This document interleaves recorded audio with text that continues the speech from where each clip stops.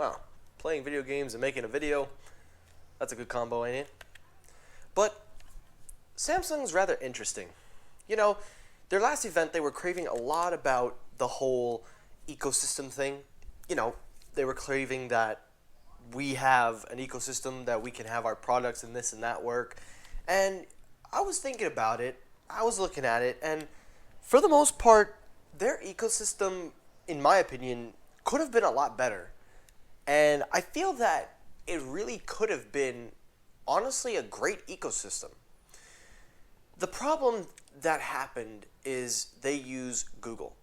And I think some of you are probably going to hate what I'm about to say, but let me explain where I'm coming from, and then you can tell me if I'm wrong. I think Samsung doesn't need Google, but at the end of the day, it does. Let me explain. So, for starters, Google, as you know, has the Play Store, Google Assistant. It has everything that you could want in an ecosystem. The problem with the ecosystem, the problem with this idea is because it's Google and how well it's perfected for most people, it's not necessarily hard to want to use them. Now enter Samsung. They've been using Android as their platform. They kind of want to build an ecosystem. They have their own app store. They have their own assistant named Bixby, which I think you all know about. But most of all, they really want to push their bloatware and crap, but ultimately nobody uses it because it then comes preloaded with Google stuff. And, you know, after looking a lot at Google services and comparing it to Samsung, I'm here to tell you guys that if Samsung had went on their own path, made their own software without relying on Google, it might have actually been alright. And let me explain. So, the first thing I want to point out is their smartwatch. If you notice, it runs Tizen OS, but it's mapped over with the One UI. Now, a lot of you, for most people, will probably say, oh, what does that have to do with anything? Well, for starters, the first thing I will say is better software support. What you guys don't realize about Samsung and their wearables is they have an impressive amount of software reliability. Take, for example, the Galaxy Gear S3, Gear 3, whatever they call it, the Gear Fit. Those watches are getting updates. A 5-year-old, 4-year-old watch still getting software support with new features? That's impressive.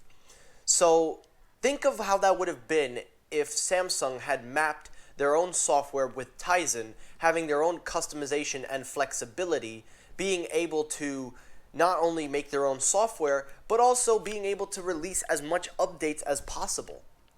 The next problem with the whole Google thing is that they have their App Store, but you're also in an ecosystem where the App Store is kind of contradicted because you have the Play Store. The Galaxy App Store is alright, but when you use the Galaxy App Store, it's limited. But you have developers that will develop, like Instagram. You do have a couple of big names, but they all get remapped to the Play Store.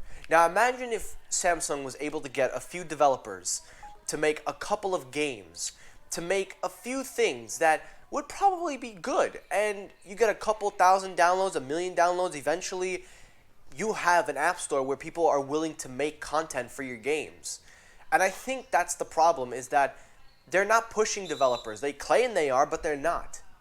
But the last thing also why they could have been so much better if they didn't go in the route of Google is because of Bixby. Now, Bixby is, in my opinion, a dumb assistant. And it's gotten a lot better, but it's not as great as everybody makes it sound. But it could have been better if Samsung had just kept it away from Android, because pre-installed in Android is the Google Assistant. And I think that creates a problem, and I think that's why Samsung ultimately needs Google at the end of the day. Just think of it this way. If they had built their own OS with Tizen or any other third-party platform, anything that isn't Android, you have your own app store, you have your own internet browser, you have your own pre-installed apps, you have an assistant, an only dedicated assistant, that's how you push an ecosystem. But because you're using Google and they have the Play Store, Google Assistant, Google Chrome, and Google Search, you're never going to escape. And I think it's a shame because Samsung really could have something special on their hands if they had just went on their own stunt. But because they didn't, they have the Google stuff. So I think at the end of the day, it is sad that Samsung can have an ecosystem. It's just sad that they have to keep relying on Google. And at the end of the day, we can crave about Samsung's hardware. We can crave about this and that. Just imagine what it would have been like if Samsung had made their own OS. They have DeX, for crying out loud. A nice idea that could have worked, could have been pulled up better. But they use Link to Windows also. So look at it this way.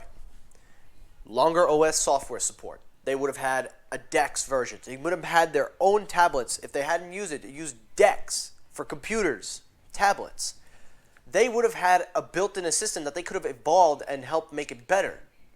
They could have done a lot of things, but because you're using Google, it didn't work out. So at the end of the day, I think it's safe to say that unless Samsung had the balls to drop Google, which they won't, their ecosystem's never going to go anywhere. And it's always going to get overshadowed because of Google. And that's a fact.